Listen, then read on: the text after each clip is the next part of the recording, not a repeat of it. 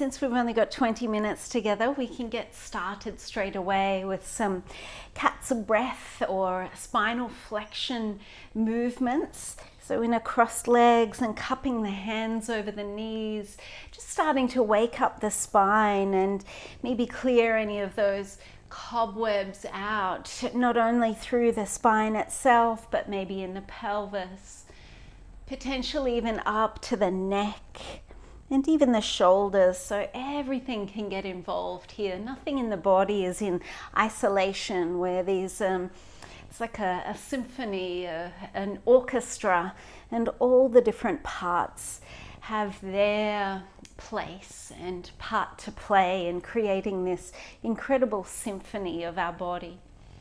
So if your knees are okay, you can rock over the knees, otherwise swing the legs around and just continue with this cat's breath movement. Maybe taking it a little further at the top of the inhale, opening through the front of the body. At the bottom of the exhale, opening through the back of the body. And continuing on like this. The inhale turning to the exhale, just like the tide that changes, incoming, outcoming tide. Let's add it in the right leg, drawing into the chest with the exhale, and with the inhale extending out. And just continuing on. Maybe at the top of the inhale, getting a little more height in that back leg. Maybe even adding in the arm extending out. So like a wave building and reaching that peak. One more time, lifting up. And then plant the left hand to the floor. So that was the left arm out, opposite, sorry. I was enjoying it too much. All right, and then taking the leg over to the left side and look over the left shoulder. So this is our exhale. And then inhaling the leg out to the right side. So I've lifted up onto fingertips here. You can have the leg straight or bent. I can't move through walls yet, so I'm bending the leg. Really am working on being able to move through walls, but I'm still not there. Or lamps. All right, and then lift up onto fingertips and stepping the foot all the way forward to the hands. You can straighten through the back leg and then inhaling up into this crescent position. As you exhale, bring the hands down through Namaste. So let's just flow, since we're still kind of warming up. Inhale, straighten through the front leg, lift up to fingertips, and as you exhale, sink down into the lunge position. Going again, inhaling, opening out, lifting up, lift onto tippy toes of the back foot, and exhaling, melting down into the lunge. Inhale, opening out, lifting, and exhaling to sink down into the lunge. So stay in the lunge and keep an awareness of that back leg. Even though you can't see it, feel into it. Then plant the right hand onto the right thigh. Inhale the left arm up and exhale across the body, but don't touch. So twisting 3 times. Inhaling and opening out. And exhale across into the twist without touching. And then inhale, expanding and lifting, and exhaling across the body. And then you can settle in, maybe going upper arm to the outside of the leg if you wanted to, choosing this easier option with the hand to the inside of the leg. But it's great to keep that awareness of the back leg bright and lifting as well. And rather than collapsing down, think of buoyancy and lift. So you're defying gravity and lifting up. Give it one last breath here. And then exhale to release down.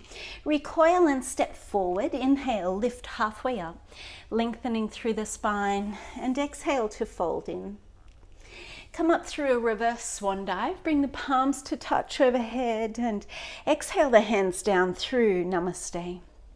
Take one expanded or a heart opening mandala here. Inhale, lift the elbows high, interlacing the fingers. Exhale, press the palms away and rounding through the back.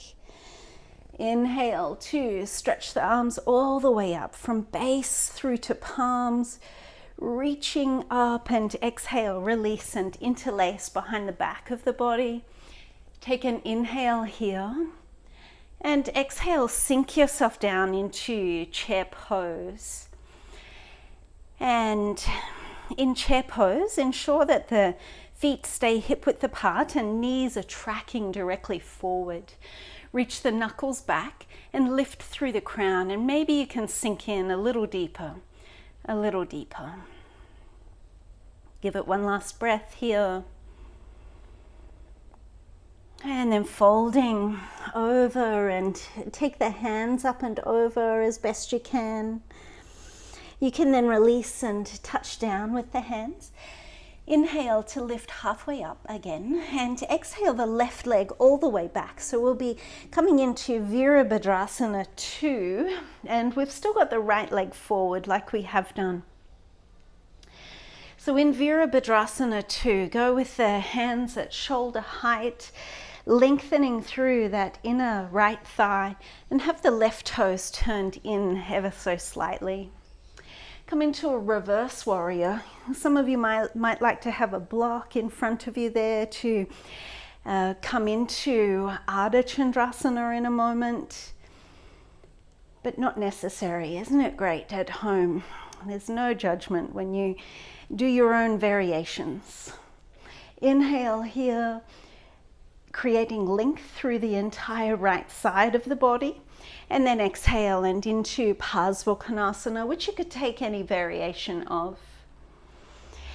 And then coming into said Ardha Chandrasana, or a half moon pose, so left hand onto the left hip and then launching yourself into position.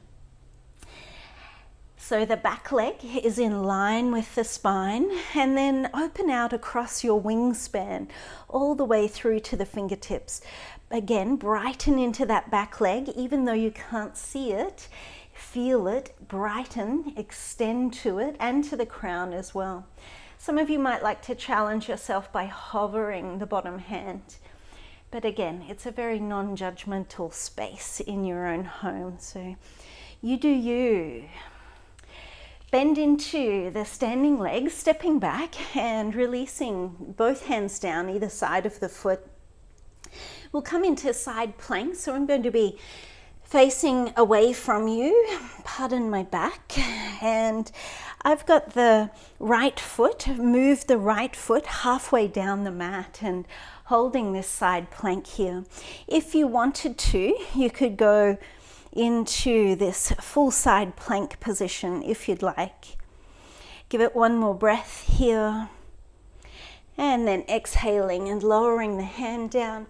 Take the plank pose, but with the feet wider than hip width apart, and then just rocking the heels from side to side, staying steady through the hands. Maybe exhaling to the side, inhaling to the other side. Take an inhale here and slow descent as you lower yourself down. Taking Shalabhasana, reach the arms back and inhale to lift head, chest and thighs up off the floor. Take the palms to face down, so imaginary basketballs there that you're pressing into to maybe get a little more height through the upper body. And then from there, coming into Sphinx pose, so lowering down and tuck the elbows underneath the shoulders. Forearms are like train tracks. Look into the belly, lift the belly up off the floor, lengthen back through the toes and forward through the heart. Getting longer and longer through the spine. And then keeping that feeling of length rather than height as you transition into cobra. So again, maybe looking into the belly, lift the belly up off the floor, but the hips stay down, and send the chest forward. Again, going for length, especially through the thoracic spine where the rib cage is. And then exhaling to lower down, rise up just through for a through a push up just to hands and knees. And then sitting back onto the heels if you're able to. So just a little bit of a quad stretch here. Let's plant the left foot onto the floor and take the hands behind you. So it's kind of like an easy camel position, inhaling and lifting the hips up. If this is okay for your head and neck, you could relax it back. Otherwise, stay looking forward. And rather than lifting the right knee up off the floor, actively press the right shin down into the earth. And then melting the hips down, and let's switch smoothly to the other side. So sitting onto the left foot and inhaling to lift the hips up. So it should be giving you a nice quad stretch there. And the right leg is there to stabilize. Hopefully you've got some nice heat to help to the muscles to soften as well. Okay, coming back through this position of hands and knees and back into downward facing dog. And downward dog, you might like to do a little heel twist or heel press, and whatever you feel you need to here so that you can calibrate exactly where you are as you are. We're halfway through a flow, so you've done a whole lot of poses on one side and then not the other. So you may be feeling a little lopsided, and that's okay. We'll bring you back to center. So you can lower the knees down, and in hands and knees, returning to that cat's breath, inhaling to open through the front of the body, exhale to round. Finding this pulsation here. And even in the rounded position, thinking navel to spine and scooping the tail as much as you're able to. One last time. And then adding in the left leg, extending back. Inhale. Exhale to coil in.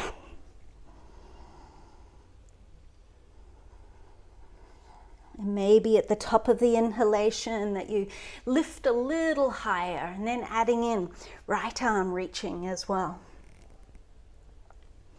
Full extension, full opening, and even full lift as well.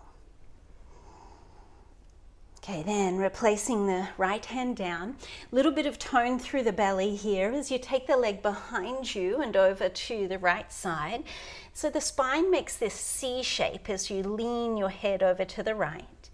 And then again, that tone through the belly. I lift up onto the fingertips and take the foot over to the left side and exhaling right. Inhale to the left. I don't know why I'm smiling as I'm doing this. It's a bit intense. So over to the left, and then knee into the chest and stepping the foot forward. Straighten through the back leg and finding your lunge here. So one breath to inhale up and exhaling hands down. So then pulsing, inhaling, straightening through the front leg, lift onto tippy toes of the back foot and exhaling down. And that back leg, it's almost like this straw in a thick smoothie and drinking up through that back leg. So it's very active and awake and alive.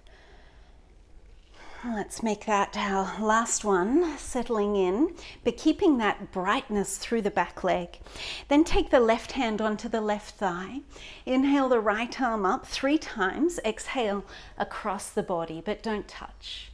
Inhale to lift and open, and no hurry, just this leisurely enjoying, smelling the roses as you go.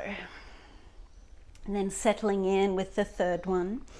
Brighten through the back leg so you've got this long line between the crown and the back heel.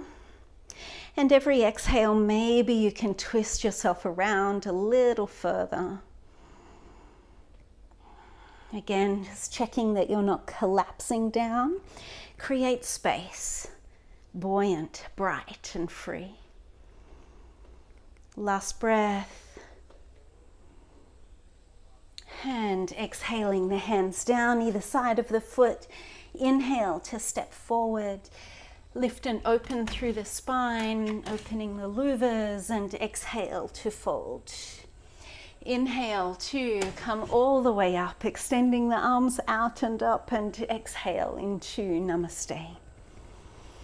Inhale again, interlace the fingers, lift the elbows high. Exhale, press the palms away. Inhale, coming all the way up. This time, bend off to the right side, standing strong in the left leg. And inhaling through center and off to the other side. Inhaling through center. As you exhale, can you come straight down into chair pose? So if that's okay with your neck and shoulders, again, knees are tracking directly over the toes. Maybe sink the hips down a little more. And then press through the feet, inhale and exhale, fold forward and down. Inhale to lift halfway up. And this time we exhale the right leg back to the back of the mat. Turn the back heel in and down and coming up into your Virabhadrasana 2. So it's your left leg forward, and that you can then come into this reverse warrior position again. Nice deep bend into that left knee and arching over the right leg as best you can. So remember options here. Beautiful thing about yoga is all the options that we have. So you can happily stay here in the lateral angle pose, or even going deeper. And maybe as you revisit this practice that you choose that. And some days coming into this Ardha Chandrasana, half moon position. Maybe some days as well that you hover the bottom hand, other days using the block. So just allowing yourself that variety and giving yourself the opportunity to challenge yourself and experience more, but also listening to your body. And the days that it's just not right, no problem. That's such a beautiful thing about yoga, is this inner listening that we get attuned to. You can then bend into the standing leg and stepping back. Cartwheel the hands down. Remember, we're side planking here, so I'm just switching again. And coming into this side plank position. So I've got the left leg halfway down the mat. And notice that the right ankle is not collapsed down. Stay lifted, stay full and bright. One last time. A lot of brightness in this class, isn't there? You can then exhale the hand down. So this time, stepping the feet to wider than hip width apart. And as the heels come to the side, the right arm will just want to lift up. So it doesn't matter which side. We're going to be doing both sides anyway, no problem.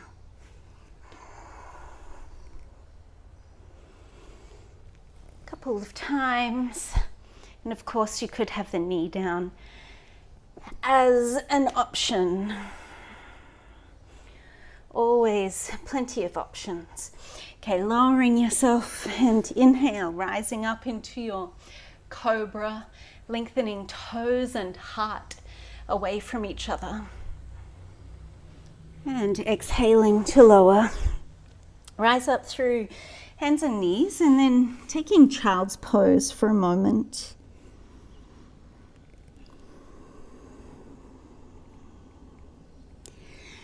So I'd like to go into a little more quad opening. So you can, when you're ready to, bring yourself up and swinging the legs around, come onto your back.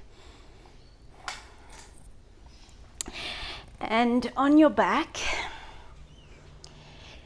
bring the right foot, so you can think about this like a cross-leg position. So bring the right foot and tuck it under the left buttock. And then I've got the right hand holding the left knee. And it should give you a stretch down that quad.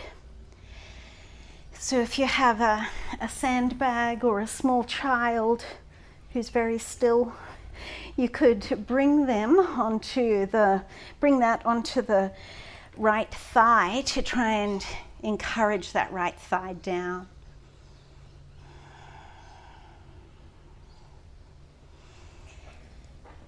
And if you had more time, by all means stay there, and even it's a good position to read in. Depends how you go with that. Bring the right leg across now and into the figure 4 shape, and then bringing the knee into the chest.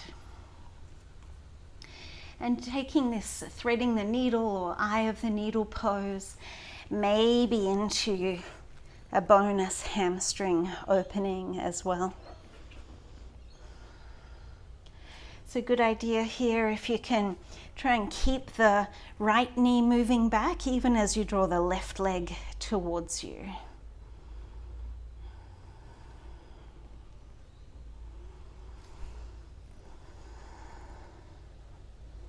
Give it 2 more breaths here.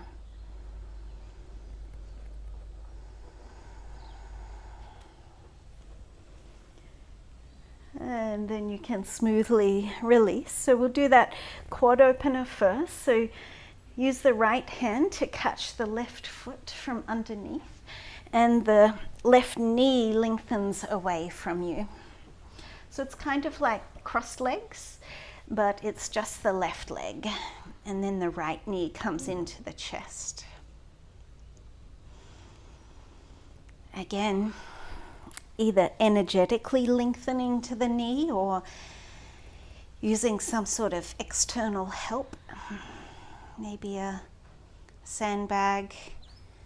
Personally, I think a little child would be a bit wriggly, but that's up to you.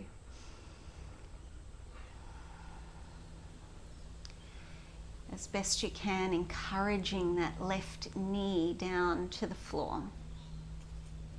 And if you're not getting any stretch, then you could do this one as well. This half Virasana. Like I said, yoga, there are always so many options, which is a good thing. Though sometimes a smorgasbord you tend to overeat, so mindful of that. Okay, bring the left leg up into this figure 4 shape, and then using the left elbow to press the left knee away. And some of us went for the option, full smorgasbord, eating your soup and your dessert together. Going into the hamstring stretch.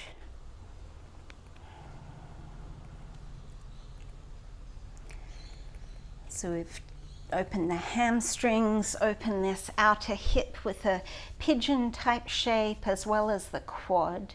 So the legs should be pretty happy as we then position ourselves. You could take a spinal twist, or you may be ready to lay down for Shavasana straight away.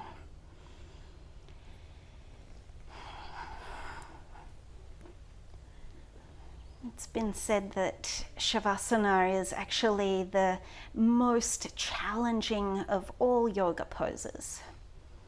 And for some people, that's absolutely true. Other people love it, but at least taking a few moments, give yourself that, a few moments to be still, to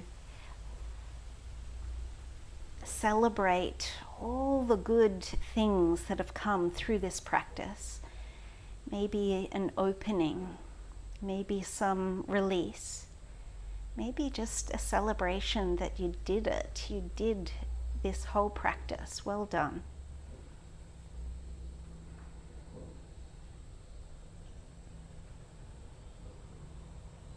You can stay for as long as you like. Thank you so much for your practice.